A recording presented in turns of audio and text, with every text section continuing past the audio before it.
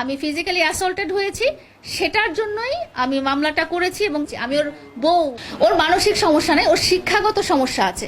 তুমি তো প্রথম থেকেই জানো আমার বয়স কত, তাহলে তুমি 4 বছর পরে এই কথাটা কেন বলছো? বিচার চেয়েছি আমি দুইটা কারণে। একটা হচ্ছে যে এই ঘটনার যেন আর পুনরাবৃত্তি না হয়, দ্বিতীয় নম্বর হচ্ছে মামুন যেন নিজের ভুলটা শুধরে নিতে চায়। ও জেলখানায় যাবে বা ওর কষ্ট হবে বা ওর মান সম্মান হানি হবে, এই জন্য না। 30 তারিখে মামুনকে জানানোর পরও 30 তারিখে মামুন নিজে আদালতে হাজির হয়নি। আমি যে আদালতে হাজির ছিলাম একটা দিন, শুধু ওই 30 তারিখের দিনটাই গিয়েছিলাম।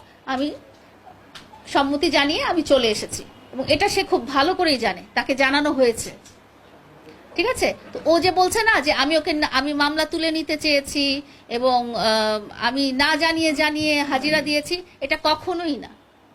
আমি ওই 30 তারিখ ছাড়া কোনোদিনও হাজিরা দিইনি। ঠিক আছে? তো আরো কিছু কথা আমি